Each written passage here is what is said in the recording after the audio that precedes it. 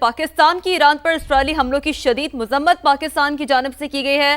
پاکستان کی جانب سے ایرانی خود مختاری کی خلاف ورزی کی مذمت، اسرائیلی حملے عالمی قانون اور ضمیر کی توہین ہے۔ نائب وزیر اعظم اسحاق ڈار نے ایسا کہا ہے۔ اسرائیلی کارروائی علاقائی اور عالمی سلامتی کے لیے خطرہ قرار دی گئی ہے۔ اسحاق ڈار کی جانب سے پاکستان ایران کی حکومت اور عوام کے ساتھ اظہار یکجہتی کرتا ہے۔ نائب وزیر اعظم اسحاق ڈار کی جانب سے شدید مذمت کی گئی ہے اور یہ کہا گیا ہے کہ پاکستان کی جانب سے جو ایرانی خود مختاری ہے اس کی خلاف ورزی کی جا رہی ہے۔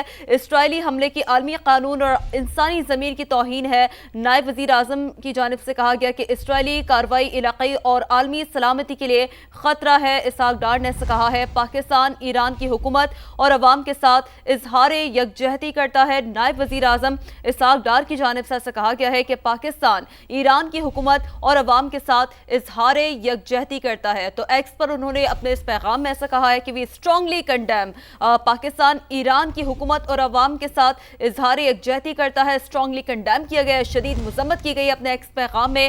نائب وزیر اعظم نے ایسا کہا ہے۔ اسحاق ڈار کی جانب سے کہا گیا ہے کہ اسرائیلی کارروائی علاقائی اور عالمی سلامتی کے لیے خطرہ قرار دی گئی ہے۔ تو اس حوالے سے بھی آپ کو بتائیں اور ترجمان دفتر خارجہ کی جانب سے بھی جو اسٹیٹمنٹ سامنے آ رہا ہے وہ بھی سوا کے ناظرین سے شیئر کرتے ہیں۔ پاکستان کی ایران پر اسرائیلی حملے کی شدید مذمت، ایران پر اسرائیل کا حملہ ناقابل قبول اور بلا جواز ہے۔ ترجمان دفتر خارجہ نے ایسا کہا ہے۔ اسرائیلی حملے ایران کی خود مختاری اور علاقائی سالمیت کی خلاف ورزی قرار دیے گئے ہیں۔ اسرائیلی اقدام اقوام متحدہ کے چارٹر اور بین الاقوامی قوانین کے اصولوں کے منافی ہے۔ ترجمان نے ایسا کہا ہے اقوام متحدہ کے چارٹر کے آرٹیکل 51 کے تحت ایران کو دفاع کا حق حاصل ہے۔ ترجمان دفتر خارجہ کی جانب سے یہ کہا جا رہا ہے تو ایران پر اسرائیل کا حملہ ناقابل قبول اور بلا جواز قرار دیے گئے۔ ترجمان دفتر خارجہ کی جانب سے اسرائیلی حملے ایران کی خود مختاری اور علاقائی سالمیت کے خلاف ورزی ہیں۔ ترجمان دفتر خارجہ کی جانب سے یہ کہا جا رہا ہے۔ ایک بار پھر چلتے ہیں معزز پینلسٹ کی جانب، جوہر سلیم صاحب کی جانب چلتے ہیں۔ جوہر صاحب، جیسے کہ ترجمان دفتر خارجہ کی جانب سے بھی جو یہ سٹیٹمنٹ دیا جا رہا ہے بڑا اہم ہے اور اس حوالے سے ہم ڈیفینیٹلی اپنے ڈسکشن میں بھی یہی بات کر رہے ہیں کہ یہ جو اقدام ہے یہ اقوام متحدہ کے چارٹر اور بین الاقوامی قوانین کے اصولوں کے صریحاً خلاف ورزی ہے، منافی ہے، اور بالخصوص جو آرٹیکل 51 ہے، چاہیں گے کہ اس پر اگر ہو سکے تو آپ بہتر روشنی ڈالیں۔ اس کے تحت ایران کو دفاع کا حق حاصل ہے۔ پھر ہم نے دیکھا اس کے بعد جو ایوالونگ سچویشن نظر آ رہی ہے کہ 100 ڈرونز جو ہے وہ اسرائیل پر ایران کی جانب سے اب داغے گئے ہیں۔ آپ کیا سمجھتے ہیں جوابی حملے کے تناظر میں اب یہ سچویشن آگے کس طرف جاتی ہوئی نظر آئے گی؟ جی، جس طرح میں نے کہا تھا کہ پاکستان کی تو اس پہ ایک لانگ سٹینڈنگ پوزیشن ہے اس ایشو پہ، اور وہ یہ تھی کہ اور ابھی بھی ہے کہ یہ جو مسئلہ ہے یہ مذاکرات کے ذریعے ایک پیسفل ڈائلاگ کے ذریعے ہے اور اس میں کسی قسم کی جو ملٹری ایکشن ہے یعنی اسٹرائکس ہیں، کائنیٹک ایکشن ہے، یہ نہیں ہونا چاہیے۔ اور اسی لیے آپ نے دیکھا کہ جو ہماری اسٹیٹمنٹس ہیں ڈپٹی پرائم منسٹر کی، فارن منسٹر کی اور جو اسپوکس پرسن کی ہیں، تو اس میں سب میں بہت واضح طور پہ یہ کہا گیا، اس کو کنڈیم بھی کیا گیا ہے۔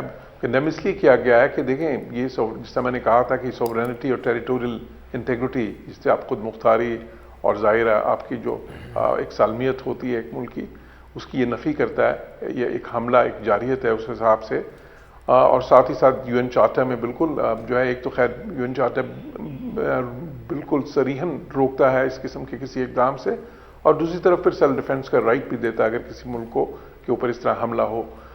وہ سب اپنی جگہ پہ ہے، لیکن ساتھ ہی ساتھ جو میں نے کہا تھا کہ اصل چیز یہ ہے کہ دیکھیں انٹرنیشنل لا بھی اپنی جگہ پہ ہے، یونائٹڈ نیشن سیکورٹی کاؤنسل میں یا یو این جی اے میں جو ہوگا وہ بھی اپنی جگہ پہ ہے، but at the end of the day جو اس وقت اہم چیز ہے وہ یہ ہے کہ ملٹری جو ہے کیپیبلٹی وہ کیا ہے ایران کی اور اسرائیل کی کیا ہے۔ ایران کے پاس جو قوت ہے ایک تو ریٹیلیشن کی، تاکہ اسرائیل کو جواب ایک بفٹنگ رپلائی دے سکے، ایک ایڈیکویٹ اور بفٹنگ رپلائی رسپانس اس چیز کی وہ کیا ہے، اور دوسری اس چیز کی کہ ان کے پاس اسرائیل کی اگر اس کے بعد پھر اگر وہ کرتے ہیں اور پھر اسرائیل دوبارہ سے کوئی اسٹرائکس کرتا ہے تو ان کو روکنے کے لیے اس کی ڈیٹرنس جو ہے، ان کے ایئر ڈیفنس جو ہے سسٹم کیا ہے، باقی ان کے پاس جو بھی اپنی ملٹری اکوپمنٹ ہے یا ملٹری پرویس ہے وہ کیا ہے۔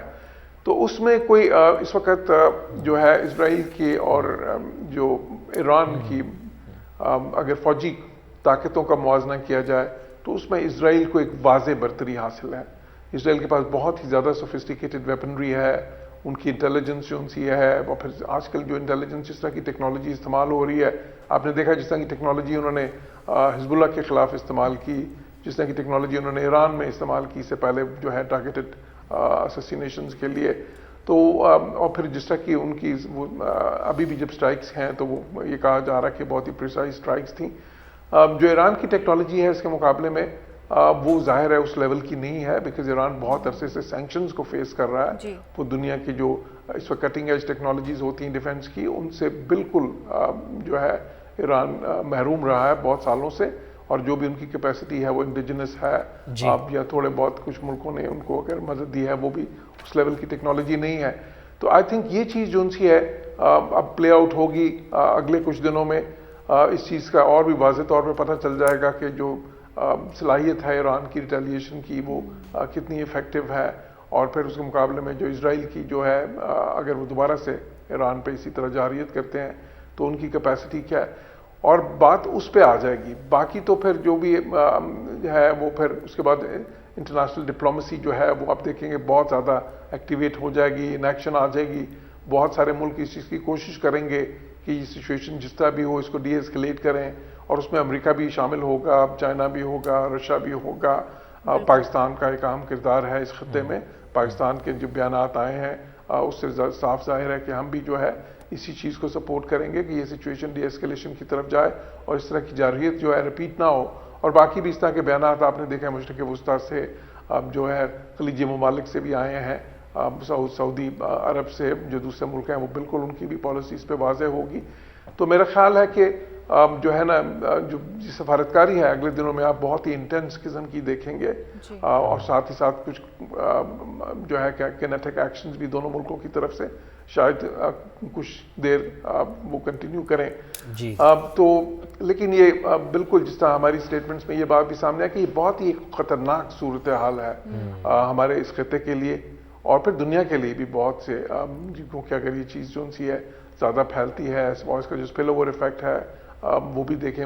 پھر یہ کہ یہ ایسی چیز ہے نا پھر جسے پوری دنیا میں جو مختلف ممالک میں جو ایک پبلک سینٹیمنٹ ہے وہ بھی اراؤز ہوتا ہے، پھر وہ کس طرح سے ٹرانسلیٹ ہوتا ہے ڈیمونسٹریشنز میں اور اس کے باقی اور جو ہے کیا کس قسم کے ہم ریپرکشنز دیکھتے ہیں. یہ بات بالکل آپ کی جوہر سلیم صاحب درست ہے کہ نہ صرف خطے کے لیے بلکہ پوری دنیا کے لیے یہ صورتحال بہت زیادہ ٹینس ہے، صورتحال بہت زیادہ کشیدہ ہے اور یہ اچھی صورتحال نہیں ہے. فیض رحمان صاحب آپ سے بھی یہی بات کرنا چاہوں گا کہ پاکستان کا موقف بھی سامنے آ گیا ہے. پاکستان ایران کی حکومت اور عوام کے ساتھ یکجہتی کا اظہار کرتا ہے. نائب وزیر اعظم اسحاق ڈار کی جانب سے پالیسی سٹیٹمنٹ بھی سامنے آ گئی ہے. پاکستان نے تو اپنی واضح طور پر کلیئر لائن دے دی ہے، ڈائریکشن دے دی ہے کہ جارحیت کے ہم خلاف ہیں اور خطے میں امن کے خواہاں ہیں. یہی پالیسی ہے پاکستان کی اور پاکستان نے ہمیشہ سے ہی یہی پالیسی پوری دنیا کے لیے بھی رکھی ہے کہ جہاں پر بھی جارحیت ہوئی پاکستان نے اس کے خلاف آواز بلند کی اور امن کی خواہش کو پاکستان نے ہمیشہ سے ہی پروموٹ کیا ہے. تو پاکستان نے اپنی پالیسی واضح کر دی ہے. فیض صاحب بالکل دیکھیے جو پاکستان کا بیان ہے اگر اس سے کم ہوتا تو مایوسی ہوتی. یہ بالکل ایک متوقع بیان ہے، یہی توقع کی جا رہی تھی کہ اتنا ہی بھرپور ایک ریاکشن دیا جائے. لیکن دیکھیے یہ صرف ایک ظاہر ہے کہ پاکستان اور دنیا کے دیگر ممالک بھی، یعنی اس میں صرف پاکستان اکیلا نہیں ہے، سوائے ایک سفارتی کوشش کے اور کچھ نہیں